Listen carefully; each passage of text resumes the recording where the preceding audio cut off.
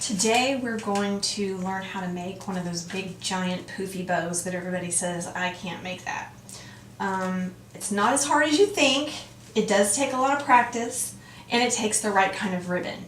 If you're going to do it, you really need some of the ribbon. You know, I'm a big fan that has the wire on each side. I think this is like 2-inch ribbon, 2.5 inch. I get mine at Sam's because I can get a whole lot of ribbon. This is 50 yards for a lot cheaper than you can most places. There's a couple places online where you can order it in big quantities and get it cheap. But it can be pretty pricey, and you need a lot more than you think you do to make one of those big poofy bows. So what we're going to do is I got some floral wire, and we'll need just a little piece for the middle. And what you'll start doing is you'll want to start, I don't know, maybe about 18 inches up from the end of your ribbon. And you'll just start making bows, and you'll twist it when you come to the middle so that the outside of the ribbon is always on the outside. Otherwise, every other bow you'll have the outside showing. And a couple you'll want to do the same size, and then you'll want to move on to a bigger size. And you'll just keep twisting. It's a ridiculous amount of bows that you'll be doing. You just keep grabbing it in your hand, and your ribbon twists.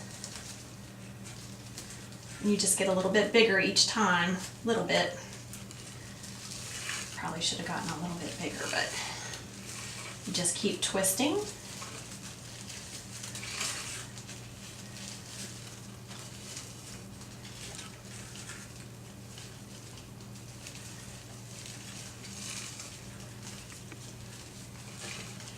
And it's hard to predict how much you need. I recommend not cutting that until you absolutely have to, after you get your floral wire on. You know, and it depends on how big you want your bow. This one we're going to use for a wreath, so we don't want it too huge because it would look ridiculous. But the good thing about using the wire ribbon is you can kind of adjust the size of it. Because it's got that wire. You can kind of hide it and fold it and tuck it in a little bit.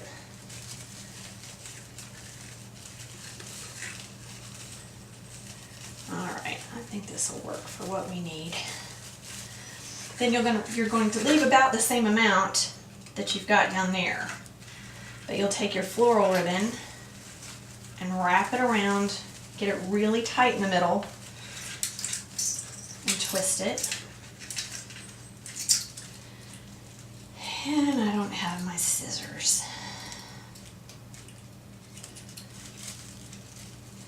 Do you mind to get my scissors? Sure.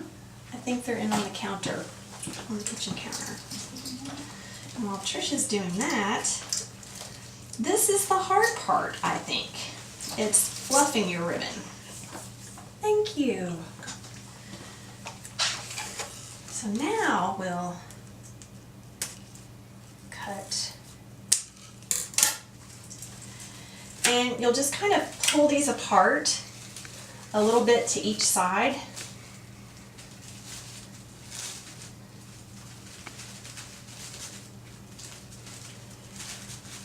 And kind of fluff as you go.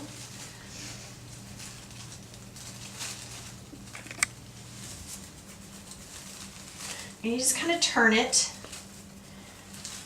and as you can see, you're starting to get the shape that you want.